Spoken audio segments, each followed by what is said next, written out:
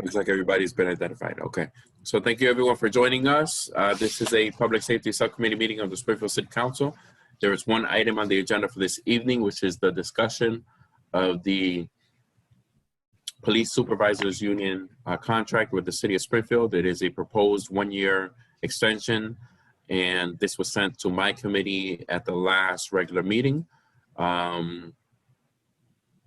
So I'll turn it over to Bill, if you can just give us a brief overview, and then we'll go from there. Sure. Thank you, Councilor. Appreciate the time tonight. So we began negotiations with the police supervisors, I think back in February, prior to COVID really hitting anybody.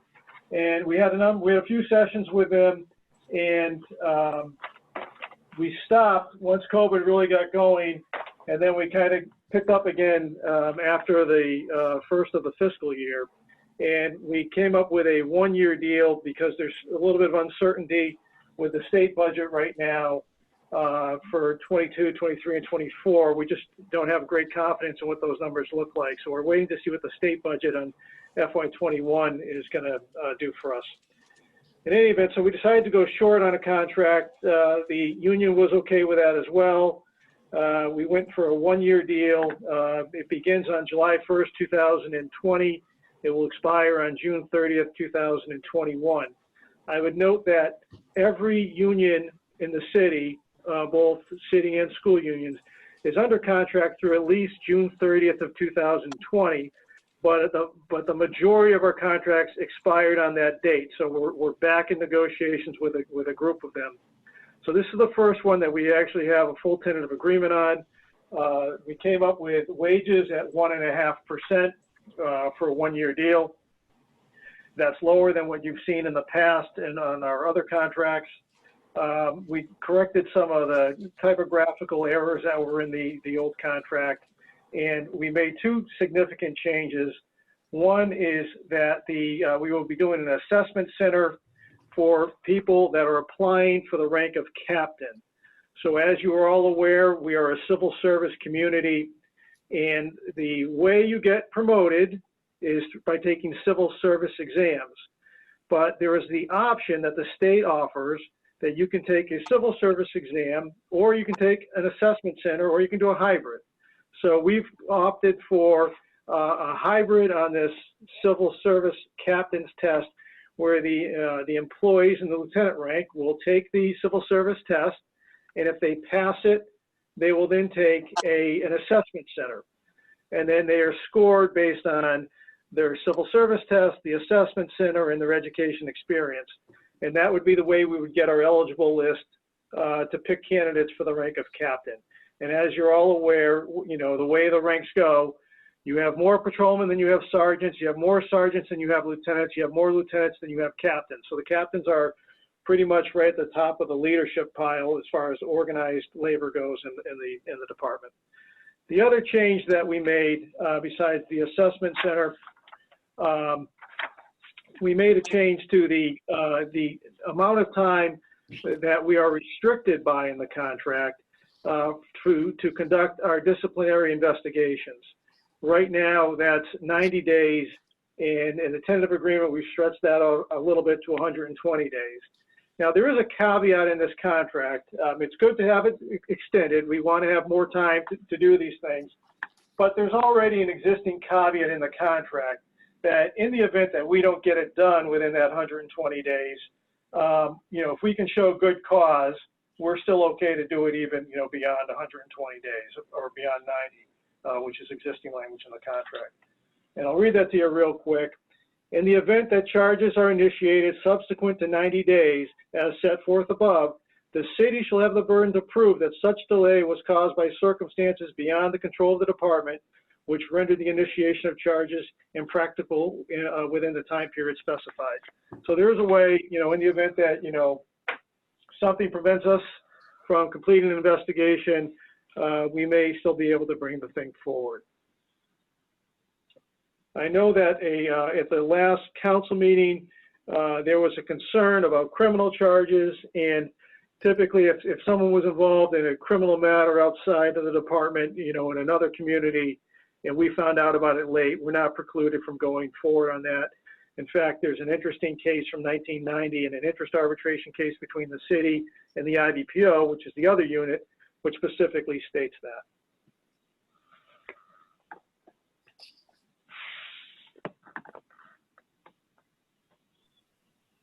All right, thanks, Bill. Steve, anything to add on your half?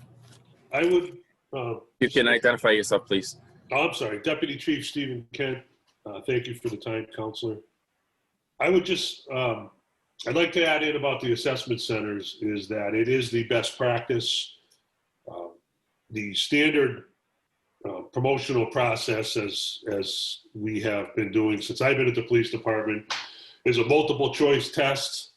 In my opinion, it measures nothing other than your ability to memorize. And I, as someone who has passed several of those, I realize that doesn't reflect well on me. But I have taken one assessment center for the rank of deputy chief. And I found that to be much more a measure of my abilities to manage problems, to speak publicly, and things that are necessary, especially when you get to the rank of captain. And I would like to see it for lieutenants and eventually sergeants as well, but I guess we'll address that down the road. Without pointing out to any specific incidents or personnel, we've had several failures of leadership in the police department over the last few years. I don't think it's a stretch to say that the testing process may have contributed to that, putting people in positions where, although they scored highly on a test, they didn't necessarily have the skills to address situations that they were confronted with, and we're still dealing with the fallout for some of those. And that's what I would say to you about assessment centers. As far as the 120-day rule goes, I think, eventually we might like it to be a little bit longer. I don't think it's something that you can ever say, well, we can look back indefinitely and go after these department personnel. But I don't think that 120 days is our final number as a department or as a city. Eventually, we would like to get it maybe out a little bit longer. But what I will tell you is if this does not go through, then we're only going to have 90 days until we manage to get a contract and get it worked in there. So, it's not perfect, but it's better than where we are right now. And we'll be back at the negotiating table in a couple months. And I'm fairly certain that this is going to be coming up again, the time frame. So that's all I have, Councilman. Thank you. Thank you, Deputy Kent. And thank you again for attending our meeting. Is there anyone else who would like to present on this before we go to questions from the council? Lindsay, anything to add? Unless you have questions of cost, no, I don't. Questions from the council?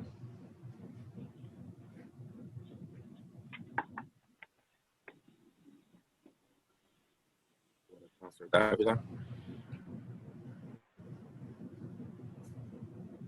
Thank you, Mr. President.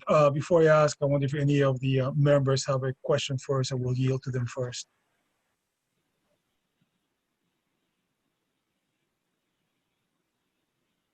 No. I have some questions, but I'll yield to my colleague from Ward 6. Thank you, Councilor Lehman. Thank you, Chairman Councilor Ramos, for putting this meeting together. Deputy Kent, good to see you. You've always been very helpful in the Sector H meetings. I'm glad to see you well. And everybody, I just have some quick questions. I'm not seeing the commissioner on the call, is that correct? Correct. Okay, so I hear what you're saying, Deputy, and thank you for your assessment on that. But regarding the assessment first, I hear what you're saying, that the city is looking forward to do a hybrid system. So I got two questions for you. One, do you know what company might be in mind to be hired to do these assessments? I do not. No. Oh, go ahead, Bill. I'm sorry. We'll do this through an RFP process. We put this out to bid, And then there's companies that will come in and they'll put together a proposal for us to take a look at. We've used different companies in the past, and it depends on who bids on it, who's interested, and then, you know, our interviews of the company to see who we want and what their prices are. Thank you, Bill. Bill, following with that question, this RFP process, does this qualify under that uniqueness of a project? Yeah, we've done it in the past. Just so the council's aware, this isn't our first time doing RFPs or assessment centers, I should say. So we've done them in the fire department for the deputy positions. We've done them in the police department for the deputy positions. All we're doing is we're taking that process, we're moving it down a rank. So we have a system in place already where we'll put the RFP out, we'll get the responses back, you know, through procurement. We'll take a look at them, we'll select the best vendor for the job, and then, you know, we hire them and we go through the whole process as we've done in the past. Right. So, right. And I realize this is not the first time they've done RFPs, the city, which should clarify. But I wonder, in terms of uniqueness, is this a unique project, or are you saying this is going to be standard of the mill RFP process? Well, it's going to, because it's a captain's test, it'll be unique. I mean, this will be the only, you know, if we do another assessment center 4 years from now, and even if it's the same company, we're not going to see the same questions and the same exercises. I'm sure they're going to do something different. So it's going to be unique in that aspect. Okay. All right. Thank you, Bill. Deputy, I realize, Deputy, that the commissioner's not here, but, you know, if you might be able to speak to this. And the one thing that I'm a little confused about with this whole thing, assessment center, is that if I recall correctly, the commissioner at the beginning of her tenure, particularly when a lot of the supervisors, a lot of the sergeants and the lieutenants in particular, and even the captains were recently promoted, I believe she publicly stated that she was pretty happy with the quality of the supervisors. So it begs the question, what has happened that we now have to move forward to a new process? Well, I would tell you that I think that we, for the most part, have gotten pretty lucky on the exams. But again, we're looking to improve. I think it's universally accepted that this is a better process. I think it's a fairer process when you're speaking to people of different backgrounds, different educational levels, because it doesn't just measure your ability to memorize books and then answer a multiple choice exam, right? Because in a multiple choice exam, the right answer is always in front of you somewhere. So if you're good at memorizing, but what it does is it allows the assessors or it allows the assessees, the people being assessed, to display a broader range of skills. And they may not be the most book-read person. They may not be able to retain information. But when they're out on the street as a police officer, they're dealing with their subordinates, they can talk. They can relay ideas, and they can take ideas in back and forth. And I think ultimately, you need to measure a broader range of skills than a multiple choice test does. Okay. And if I could just back up to your question to Mr. Mahoney, when they pick a company to come in, that company sits down with various command staff from the police department, city leaders, and they come up with the skills that they want assessed in their command staff. And they put their exercises together based on that. So it's not just a one size fits all and this company shows up and we think this is what a Springfield police captain should be. They're going to work with us, soon work with you guys and various other city departments to determine what they call them knowledge, skills, and abilities, KSAs. So they're going to determine what we as a city as a whole value as far as KSAs go in our command level police officers. Right. Thank you. And my final question, so I don't want to consume all the time here, and maybe the deputy or Bill can answer. Just to be clear, with the discipline of 90 days to 120 days, that's going to be from the moment in which the city becomes aware of the incident. And the subset to that is what happens if, for whatever reasons, I'm going to use the word drag their feet on the investigation, what happens after that? Are we bound by 120 days or not? Bill? Go ahead, No, Deputy. you go ahead, Bill. You're more qualified than I am to answer that. So the charges are not, should not be initiated no later than the 120 days following the alleged offense. So that's our time period to get it done, and IIU is pretty good about getting those things done. However, it is not unusual for the officer or the involved party to waive that time frame on both the investigation and on a hearing. So they may just say, look, we understand that this is a sensitive matter or whatever. I'm happy with just waiving that. City, take the time that you need to get it done. That happens quite frequently with us. All right, thank you. I do have more questions, but if I may loop on later, I would be more than willing to. Thank you, Mr. Councilor Ramos. Councilor Allen?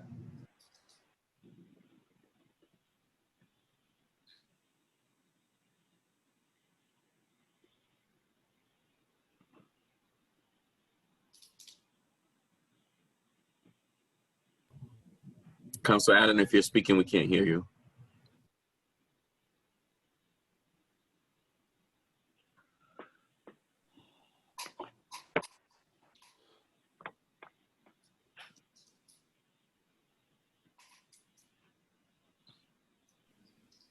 There, is that better?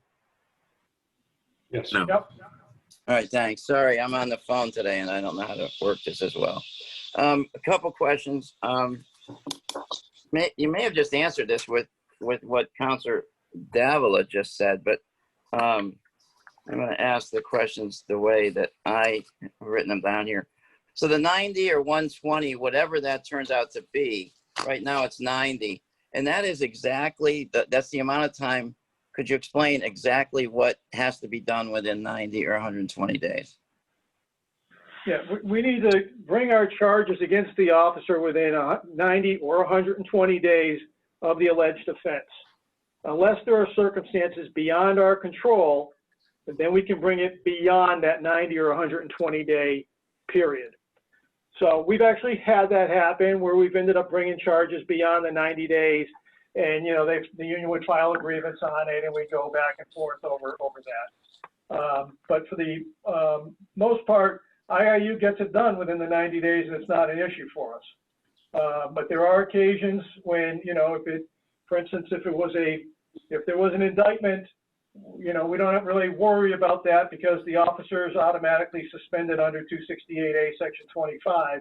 And if the officer was convicted, then that's the end of it. That's the end of the whole disciplinary process.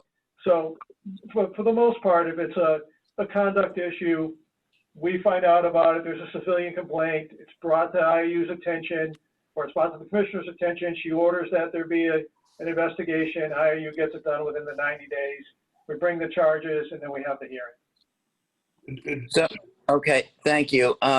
Just a follow up to that. Councilman, I don't want to interrupt you, but Bill, if I'm incorrect on this, let me know. But once the charges are brought, that doesn't end the investigation. The investigation can continue. And as far as the supervisor's contract goes, the disciplinary hearing, which is the ultimate result of the investigation, only has to happen within a reasonable time. So that 90 days is just to be charged. It's not necessarily to complete an investigation or to get the hearing done, okay? Because I believe the language used, and again, Bill, if I'm wrong, let me know, is within a reasonable amount of time for the supervisors union. Anyway. Yeah, Okay. There's a difference between the two. Okay, so let me just give a scenario of a complaint. There's an incident occurs on January 1st. Use a calendar year. The incident doesn't get reported, say, until April, which is over 90 days since, or May, over 120 days.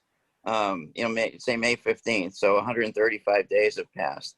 Can it be reported at that point? Sure. If my position on that would be if we don't know about it, and it gets reported by a civilian that somebody engaged in some type of conduct in violation of the work rules of the police department, that's when the clock starts ticking. You know, Right. we're gonna go forward with it. I'm sure the commissioner would issue a special order for an investigation. I'm sure IU would get charges out of that investigation, and we go forward with a hearing. If they want to contest that in arbitration, they can, but if we don't know about it, I don't see how we would, I don't think you get a free pass. Right. Okay. So with the 90-day thing, 90 days from May 15th is roughly August 15th. So that's what they would have now is that the complete, and under this proposal of 120 it would be September 15th. What has to happen in that 90 or 120-day period once it's been reported? The charges are going to be brought against the officer. The officer's going to, the supervisor's going to get a letter, and it's going to say, you are hereby, it's alleged that you are hereby in violation of the following rules of the Springfield Police Department and the following general orders. And there's a whole list of them that typically gets included. And then they've been charged, and then it's a matter of scheduling a hearing after that. Deputy, anything you want to add to that? Again, just that the supervisor's contract allows for the investigation to continue after the 90 or 100 days. It only requires that a hearing be held in a reasonable amount of time. And if there's further investigation to do, to be completed, in my opinion, that's reasonable that the hearing would be delayed. And again, just the investigation just as an investigation doesn't end with an arrest, the investigation doesn't end when someone's charged departmentally either. You can still continue to investigate and gather evidence beyond that up until you have your hearing. Okay, great. That's good info. One other on another topic, the assessment center. Deputy Chief Kent, you clearly see the limitations of multiple choice tests. I've been spending all day correcting essays today because I don't give multiple choice tests in this one. So I totally agree with you on that. But I'm wondering, with the assessment center, is it essay questions, or is it interactions, or is it scenarios where you have to talk about what you would do in a certain situation? What does an assessment center offer beyond the multiple choice test? So I can give you a real quick overview of the Deputy Chief Assessment Center that I took. It started out with you have your orientation and things. The first exercise was you had to write a no more than 10-page paper on how you would reorganize the police department to make it more efficient and able to deliver services better to the public. While you're doing that, and this is just this particular assessment center, I'm sure there's other people do it differently, other companies. While you're doing that, they're sending you emails. I think it was a total of 18 emails.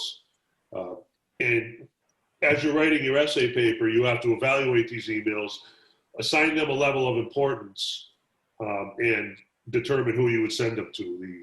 The mayor, the head of the DPW, whatever. And they range from, my next door neighbor didn't cut my grass to this cop pulled me over last night and told me let me go for $20. I mean, the range is pretty broad. The next day, you come in, we come back, you present that paper. You have I think it was a 20-minute window to present that paper to the assessors. And you are rated on that, your ability to express your ideas and how you communicate. Then we did the scenario was you're the new chief or commissioner. You just appointed a deputy chief and the senior captain didn't get the appointment. So you're having a meeting with your senior commanders and this captain is constantly interrupting you and trying to disrupt the meeting because he's disgruntled. So they see how you handle that.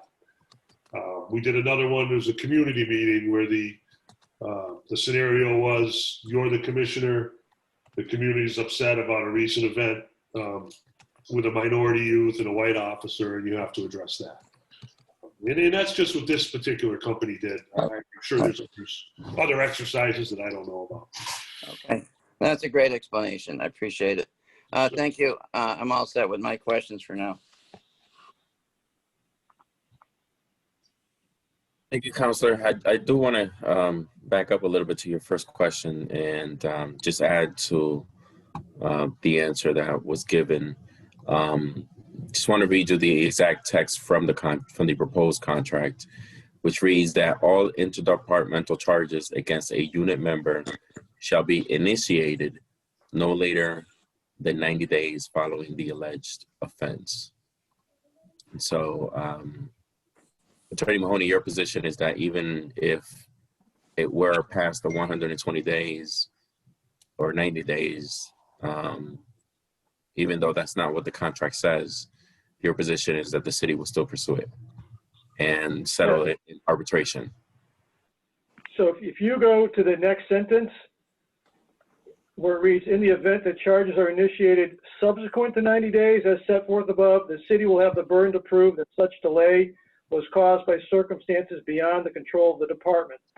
So if we don't know about it, and we find out about it after that 90 or now 120 days, we're going to keep going with it.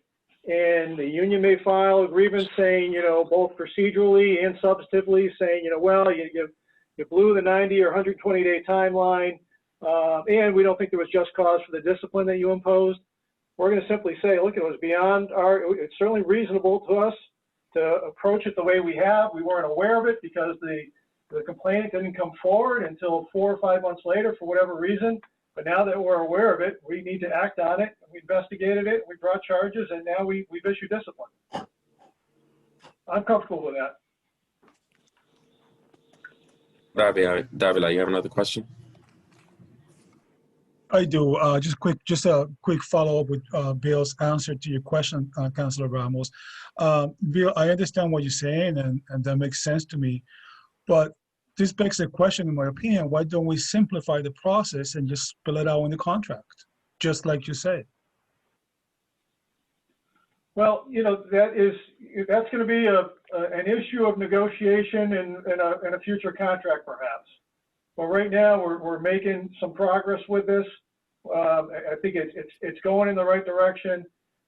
This is a positive for us. Remember, there's not a lot of, there's a lot of times when I'm doing this, there's some give and take, and we don't have a lot to give here because of where we are financially right now with the pandemic and everything else. I was just going to speak. Go ahead, Bill. I'm sorry.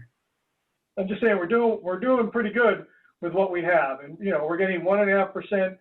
That's our give on this, and that's a pretty low, that's a pretty low cost of living allowance about what we've been doing in the past. Well, Bill, I'm with you with your explanation, and that makes sense to me. However, again, I reiterate that it will be, in my humble opinion, much easier if we just spelled out the contract. It's basically, if I understand what you're saying to me, is that you guys want to approve a contract and take it on your administration's word that something is going to be, I don't want to say we're prosecuted, but dealt with after 120 days. And that we may or not be okay. And then what do we do with the subsequent potential lawsuit that comes in? I mean, as you stated a little while ago, we are in very shaky financial conditions due to COVID-19 in the future. And I really have no appetite to be paying a lawsuit from a labor-related lawsuit. Well, you got to, for instance, if this was something that results in disciplinary action, it's going to be an arbitration. That's where we would be. And typically the arbitrator is going to decide whether or not there was just cause for the discipline that we imposed. I can tell you that in the 11 years that I've held this position as your labor relations director, I think I've only seen one grievance from this bargaining unit on the issue of the timeliness of charges being brought. In that case, it's still pending at arbitration. So I'm not particularly worried about it. This language on the 90 days probably goes back to 1990. And now we're bringing it to, we're just stretching it out a little bit. So it hasn't been I don't think it's been a terrible burden on the city for the last 30 years. But as we've been doing, we play the long game in these negotiations, and we're getting something for what we're put on the table here. And we're stretching this out from 90 to 120 days. Right. And when we get back to the table, we may do something else. Right. Thank you, Bill. Councilor Ramos, do you have time for a quick follow-up, quick question? Very quickly, yes. Yes, Bill, just on that, and I realize this is the supervisor's contract, but are we seeing any kind of potential similar language for the regular officers' contract? Because I would hate to see another concern that I have is, why do we have one set for the supervisors and a different set for the regular officers? It should be 90 for everybody, or it should be 120 days for everyone? I don't want to tip my hand at Yep. this point, but I've been having some conversations. I'm going to leave it at that. Okay, all right, thank you, Bill. How's that? All right, thank you, Mr. Chairman. Thank you, Councilor Davila. I don't see any more hands raised in the chat box, and so I'll just close with some final comments. I wasn't planning actually on asking any questions. I've already made very clear where I stand on this issue. I thought that it was important to have this meeting as a courtesy to give councilors an opportunity to get more clarity on what this language means.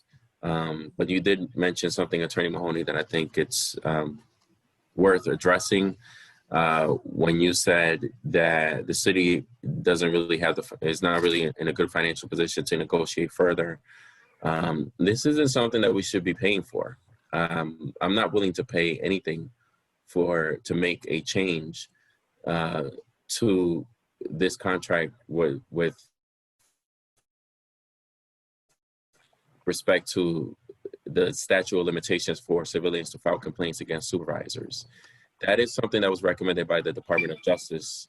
And if that's not enough of a reason to make this change, then I don't know what is. And I'm not willing to pay, to compensate, to negotiate. It's something that was already recommended by federal government. I think we're obligated to make this change and not have to pay for it. And if the supervisors union is sticking to the position that we have to pay for it, then I wish there was someone here from the law department. I think that we need to have the conversation about whether or not it makes sense for the city of Springfield to enter into a consent decree, which is something that was mentioned previously. If that's what it's going to take to make this change, and then that's what we're going to need to do. And that's a question that I will ask of the law department when I have the opportunity. But I see a couple of other hands in the chat, so we'll go to Councilor Letterman and then Councilor Hurst. Thank you very much, Mr. Chairman, and thank you for calling the meeting. My first question, and either the deputy or Attorney Mahoney can answer it, whoever feels most confident in doing so. I was just wondering if you might be able to speak a little bit more about how the assessment center process would interact with the civil service test. So you mentioned it would sort of ultimately all come together into a decision as to who to appoint. So how will each be weighted and how will the two interact?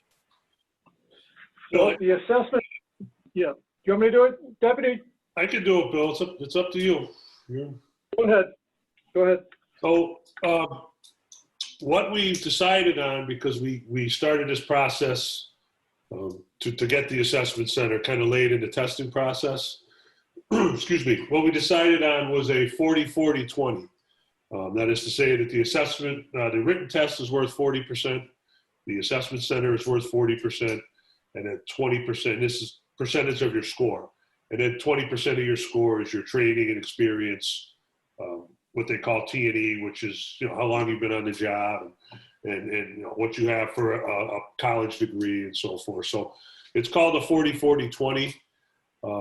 Again, it's not perfect. If we had more time and if I would advocate for a 100% assessment process or an 80-20, 80% assessment, 20% T&E, excuse me. But like the 120-day rule, as opposed to something longer, this isn't perfect either, but I think it's better than what we're doing now. So the civil service exam you still have to take the civil service exam. The civil service exam still stands as you have to be on the list, right? Correct. And that score will be 40% of your overall score for the process. And you have to pass it. You have to pass the civil service test you can given for this this current round. So you have to actually pass it to advance into the next section of this testing process. Okay.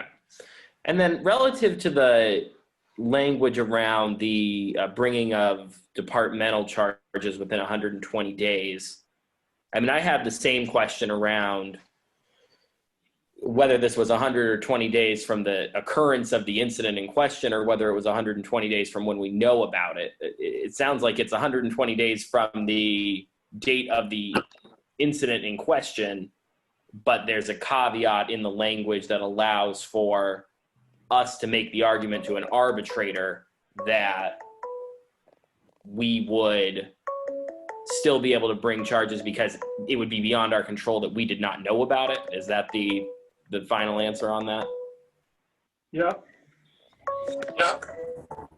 So in what cases have we successfully done that previously? I'm aware of one case, and that's actually pending at arbitration right now. I think we're curious as to whether or not the union's going to withdraw that or not. And in what cases have we attempted to bring, I mean, you mentioned this, the 90 days has been in the contract since the 90s. So in what cases have we not been able to bring departmental charges because of the 90 days? I don't have an answer to that. Can you get an answer to that? It would all just be, who remembers if it even occurred. So I couldn't tell you that it has occurred, Counselor. Okay, so now I think sorry to interrupt, but I think to your point, I'm not sure that there's a way for people to really tell, right? Because if we limit the public's ability to file complaints to 90 days, then how do we know, right? How many complaints would have come forward if not for that?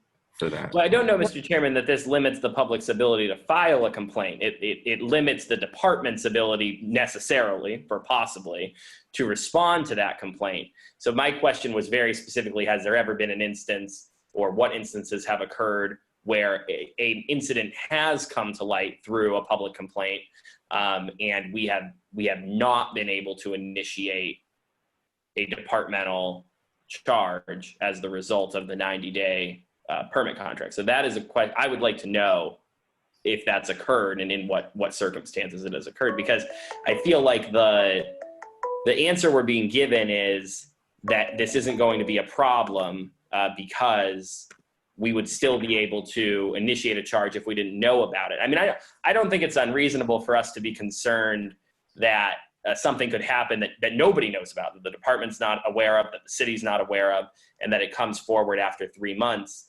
And that we as a department in a city wouldn't be in a position to pursue it. So I think that's kind of the biggest concern that people have. So that's why I'd like to know if it's happened before, because the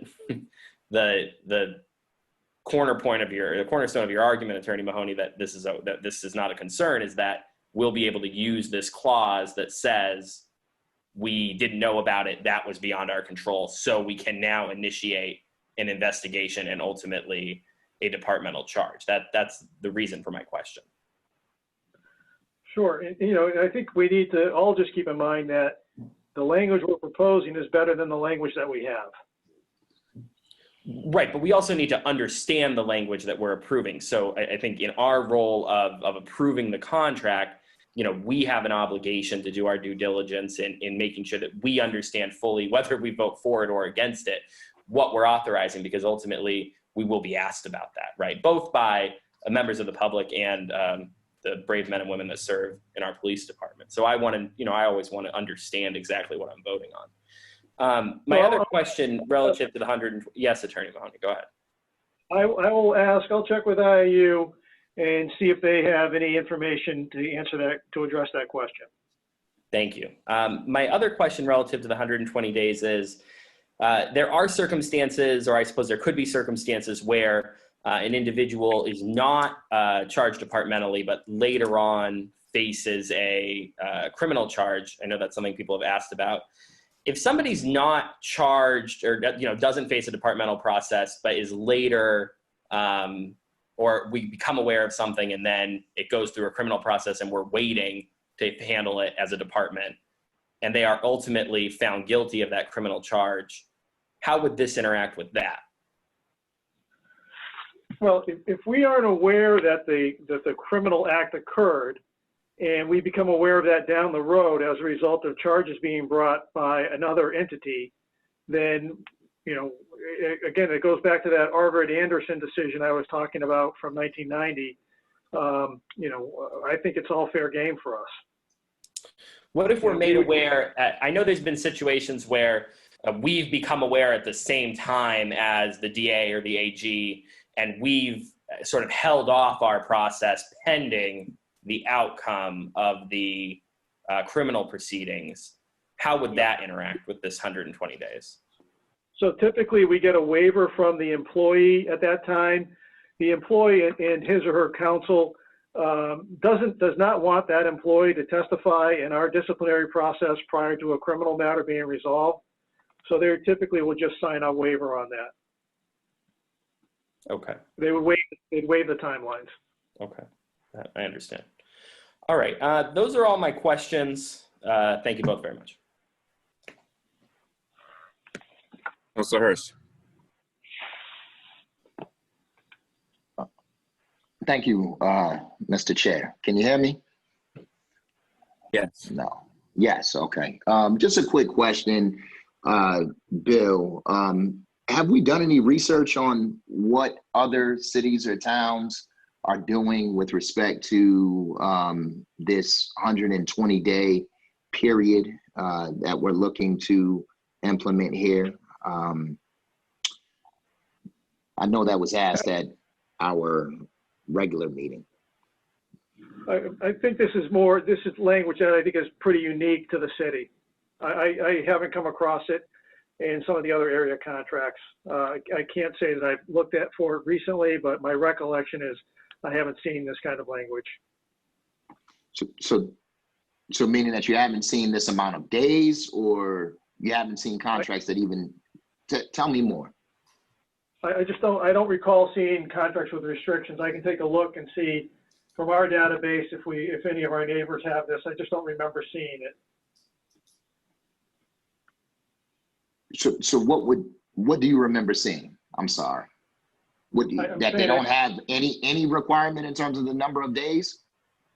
Right. So I guess it would be helpful to understand that back in 1990, this language came to life, at least in the patrolman's contract, through the interest arbitration process.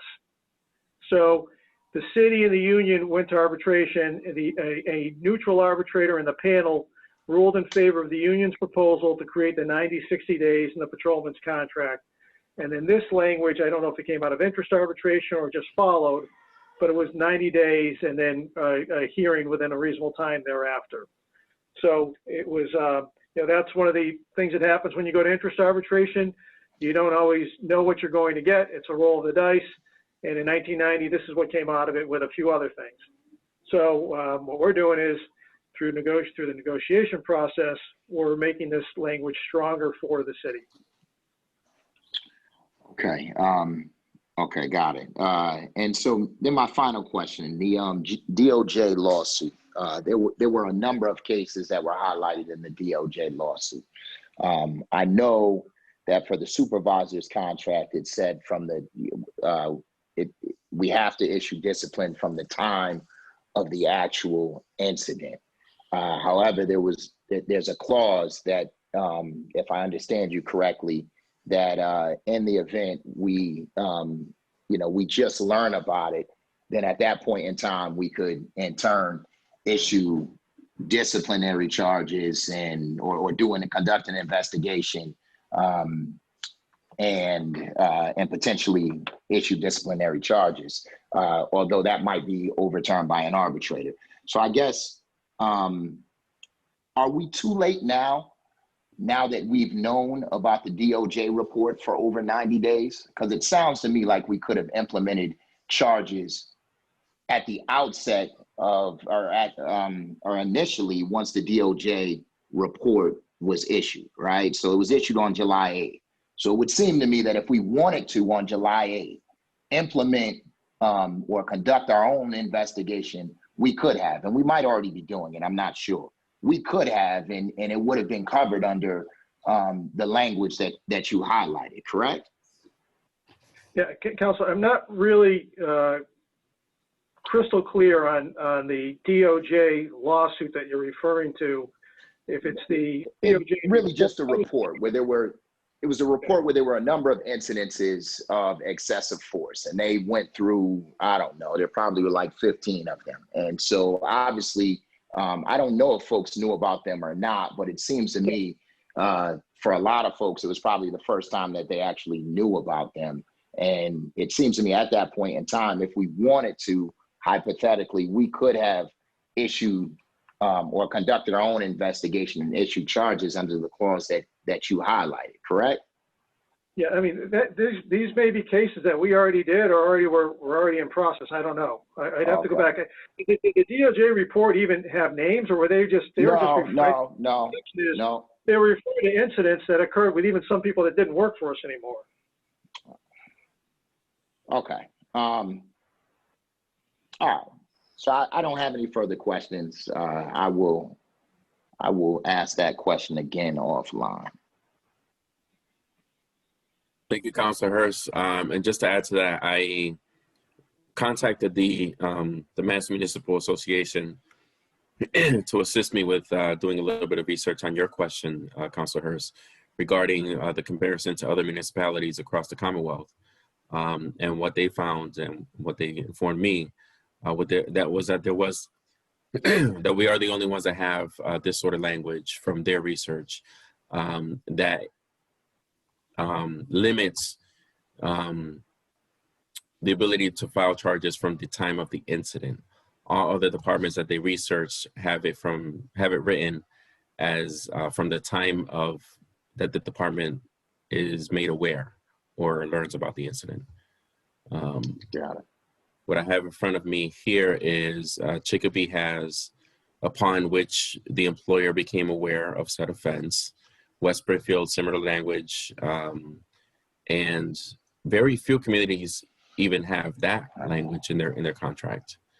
So it's not something that other departments have. Got it. Well, we have Councilor Fenton, you'll get the final word. I usually try to keep these meetings to an hour, and so we're running up against an hour. And Councilor Fenton, you have the final word. Thank you. It was just a follow-up to what you just said, Mr. Chairman, about Chicopee and these other places and the timeline starting from the municipality's knowledge. Do you know what the time period is for each of those places? Specifically, I know you said Chicopee. Do you know what the time period is? Chicopee, all departmental charges, non-criminal departmental charges against an employee shall be initiated no later than 60 days following the alleged offense or from the date upon which the employer became aware of said offense. Thank you. That's all.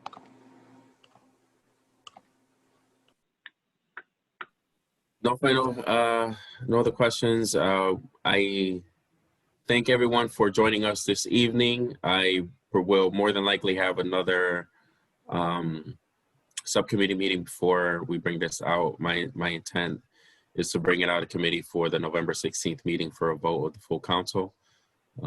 So we'll, I'll let everyone know whether or not there'll be another subcommittee between now and then. But right now, I just want to thank everyone for joining us and have a good night. Thank you, sir. Good night. Thank you. Good night. Good night. Good night.